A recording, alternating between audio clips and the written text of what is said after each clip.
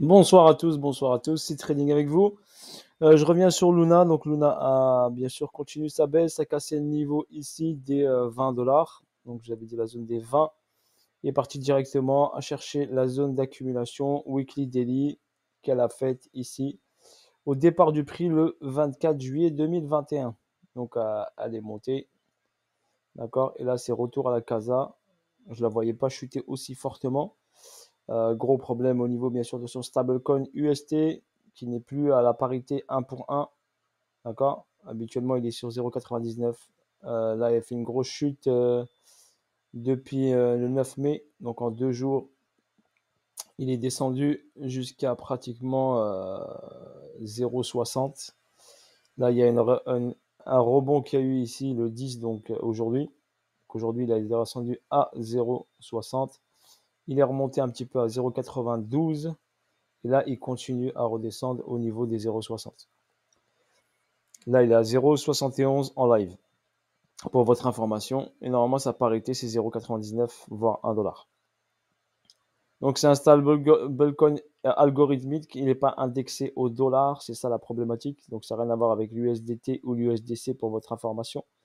Il est typiquement pour l'écosystème Terra Luna. Donc il y a un système de burn, tout ça, de Luna, d'UST pour maintenir la stabilité avec des fonds en Bitcoin. Donc là, ils ont dû vendre énormément de Bitcoin pour pouvoir compenser cette perte, pour réacheter du l'USDT pour revenir ici à niveau. La problématique, c'est que ça continue à chuter et il y a le sell panic, il y a tout ça. Si on regarde le graphe, il y a beaucoup de grosses mains qui sont rentrées sur les 51 dollars ici et ils ont stacké du Luna qui a emmené le prix vers le haut. La problématique, c'est que ces personnes, bien sûr, ont stacké des milliards et la problématique, là, ils ne peuvent pas avoir la main sur leur Luna, bien sûr. Et là, le prix ne fait que descendre. Techniquement, qu'est-ce qui se passe techniquement? Techniquement, on a une distribution. Moi, je vais revenir sur le côté technique. Donc là, on a une distribution. On a le saut qui était ici sur les 43 dollars. Donc sur les 43 dollars ici, on est passé sous le saut. Donc la distribution est validée. J'avais mis un point d'interrogation sur l'UTAD ici. Donc l'UTAD a été bien fait. Donc on a eu bien ici BCST, saut, UA, UT, UTAD. Descente. C'est pour ça que quand j'ai sell, moi, je me suis arrêté ici parce que je pensais que l'UTAD n'était pas fini. Pour ma part, j'ai pas pris de risque. Ok, mon sel, je suis sorti là, comme je vous l'avais expliqué. Si je l'avais gardé, c'était c'était Mamma Mia, c'était jackpot, hein. Mais bon, on peut pas prédire un mouvement comme ça, aussi violent que ça. On peut dire que Luna peut aller sous les 43 dollars, mais on peut pas prédire une accélération baissière aussi importante. Si on est dans le train et on a gardé, par exemple, une partie de notre sel, on a encaissé, par exemple, je sais pas, 70%, on a gardé 20% pour voir s'il va jusqu'au. Mais même personnellement, j'aurais vu ici arriver au 43, je pense que j'aurais encaissé. Voir une descente comme ça, c'est un peu compliqué. Voilà. Ça arrive très très rarement. Donc là, est-ce que c'est de la manipulation pour aller descendre le prix très très bas? Là, il est descendu sur les 14 dollars, voire 13 dollars, je pense. On est arrivé, ouais, aux 13 dollars. La zone weekly daily se situe dans les 5-6 dollars, donc 6 dollars 40 et quelques. Donc il peut aller jusqu'au 6 dollars 40 pour votre information. La zone weekly. Donc la zone, elle est ici. Sur cette zone-là, je l'ai mis en bleu ici. Je vais vous la mettre en logarithmique pour vous voyez. Donc cette zone-là, là c'est la zone de demande ici où le prix a démarré. Donc la zone ici, 5,50 $. Donc Luna peut revenir directement dans cette zone-là. Pour votre information, car là on a la hausse ici. Le plus bas était à 0,92. Il a marqué ici un temps d'arrêt, donc il a fait ici une accumulation et appartient ensuite vers le haut. Donc potentiellement le prix fortement peut revenir sur cette zone. Est-ce que le projet Luna est mort? Je dirais pas qu'il serait mort parce que déjà Binance détient 20% de Luna. Donc je pense pas que le PDG de Binance laisse Luna mourir parce qu'il détient 20% dedans. Au pire, il va racheter Luna ou racheter un pourcentage important et devenir majoritaire dans Terra Luna, dans le projet de l'écosystème Terra Luna. Je vois ça bien comme ça, comme très très gros à mon avis. Au niveau technique, si on suit la distribution au niveau technique, oui, le prix doit revenir ici. Donc, est-ce que c'est purement technique uniquement et le prix doit revenir ici? Mais en tout cas, au niveau technique, si je me base que sur le technique et que sur les techniques, le technique me dit on revient sur la zone de demande ici, car nous ne sommes pas du tout revenus au moins une seule fois la titiller. Donc quand il est parti ici, il ne s'est pas revenu même pas une fois. Donc c'est très très logique que le prix revienne dans cette zone de demande. Si on regarde bien sur cette zone de demande, c'est là où on a eu des volumes importants ici. D'accord? On a eu des volumes importants ici sur cette accumulation. Donc, on a accumulé pendant du 23 mai 2021 au 22 juillet, donc mai, juin, juillet, donc 3 mois d'accumulation et le prix est parti.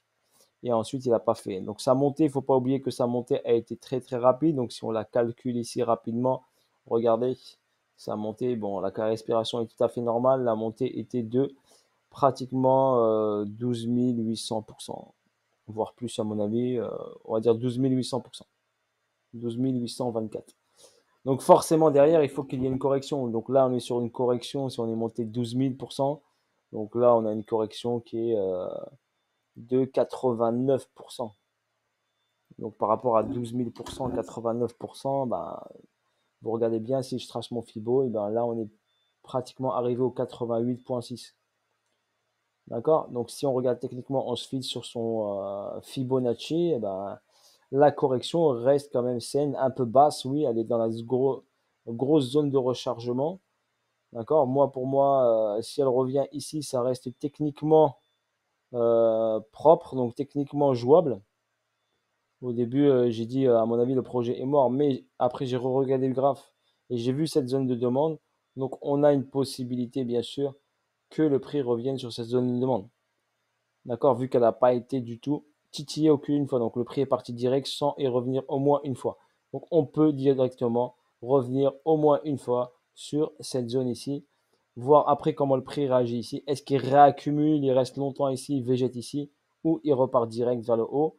Mais vu qu'on a ici un gros price delivery, donc un gros déséquilibre de marché, donc vous constatez, il y a énormément de déséquilibre de marché.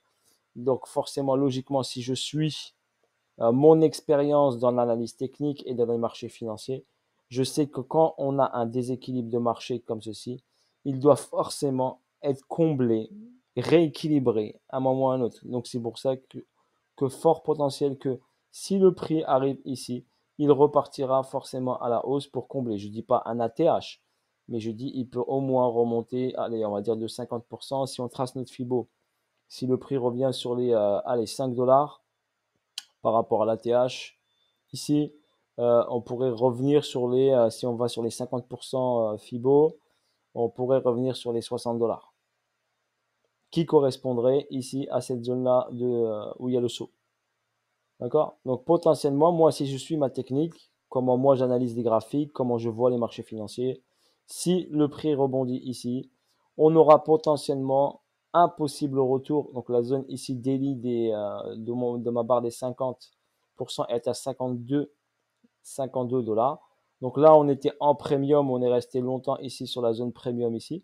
Donc on est passé en discount. Donc le prix est pas cher, donc en discount, si je suis ma logique, c'est pour ça que je dis, je me mets en mode robot. D'accord? Je ne mets pas l'émotionnel qui rentre en compte. Je me mets en mode robot. On était en premium, on est passé en discount. Donc forcément, si on va chercher cette zone de demande, je verrai bien le prix repartir sur les 60 dollars ici pour repartir en zone premium. D'accord? Parce que quand j'ai une distribution ici, quand je vous explique que quand j'ai une distribution, normalement quand je casse le saut ici, je fais un deuxième saut et je dois faire mon LPSY. Mon LPSY, il revient au-dessus de la zone des 43 dollars. Donc je vous dis potentiellement, si je suis la technique, je suis moi quand je vois les marchés, quand techniquement j'analyse un graphique. D'accord, si je me mets en mode robot et je mets aucun sentiment, aucun fondamental, aucune news, pour moi, on doit revenir au-dessus des 43 dollars. Au moins une fois. Donc si je trace mon Fibo, on va là. La zone des 50, elle est à 62 dollars. Donc au moins une fois, on va ici sur les 62 dollars. D'accord? Donc voilà pour votre information. Moi, personnellement, ce que je vois. Personnellement, je vais tenter l'achat de Luna s'il va à 5-6 dollars pour votre information. Donc je vais tenter un achat. Je dis moi personnellement ce que je vais faire. Hein. C'est trading, je ne suis pas conseiller financier. Mais moi, ici, sur les 5-6 $, par contre, je ne vais pas le prendre en futur, hein, pour votre information. Je vais le prendre juste en spot, car s'il crache plus bas, au moins je serai en spot. Ok, je ne serai pas impacté. Donc, je peux prendre en spot 5-6 $. Je mettrai une petite somme dessus. D'accord? Et je garderai mes Luna. En portefeuille, j'ai jamais pris de Luna. Donc, je trouve que c'est une opportunité, s'il vient sur les 5-6 $, de mettre Luna en portefeuille. J'en ai pas du tout. D'accord? Mais je vais tenter à mettre un petit bag s'il revient là. S'il vient pas dans cette zone, j'achète pas de Luna. J'achèterai du Luna que si il casse. Ici, il vient sur les 5-6 $. S'il ne vient pas sur les 5-6, je n'achète rien du tout. Je n'achète pas de Luna. Voilà pour votre information. Ce qu'on remarque ici, c'est qu'on a une prise de liquidité. Donc sur cette prise de liquidité, forcément, on aura une petite réaction, hein. Vu qu'il a cassé ce niveau-là hier. Donc là, aujourd'hui, il a cassé ce niveau-là. C'était le niveau, pour moi, déterminant, les 23 $. Donc vu qu'il l'a cassé aujourd'hui, hier, il s'est arrêté au 20, 26, 27, je crois, un truc comme ça. Si je me mets en 4 heures, le rebond, il était sur les 22 $. Donc il a rebondi sur cette ligne que j'avais tracée. Donc il avait pris ce premier niveau et après il a continué sa baisse. Voilà, sur ce, bis à tous, force à vous tous. Je vous dis à bientôt pour de nouvelles aventures et de nouvelles vidéos. Force à vous tous. Et voilà pour ce petit point sur Luna, Terra Luna. Bis à tous, force à vous tous et à bientôt pour de nouvelles aventures. Bien sûr, si vous avez du Terra Luna, vous l'avez acheté cher. Bien sûr, ne vendez pas à perte. Gardez votre Luna, on ne sait jamais, bien sûr, à un moment ou un autre, peut-être dans un an, peut-être dans 6 mois, peut-être dans 3 mois, on ne sait pas. Ça reste le marché des cryptos. Mais techniquement, on a basculé sur ici une distribution. Elle est validée, je vous la confirme, validée distribution. Au pire, d'accord, on vient taper là, on remonte ici, on revient en premium. Par contre, après, je pense qu'elle continuera ici à descendre. Et il faut qu'elle fasse une grosse accumulation qui va durer, je pense, à mon avis, un peu de temps pour repartir sur un nouveau cycle haussier. D'accord? Donc, si vous achetez du Luna, mettez pas all-in, bien sûr, dessus. D'accord?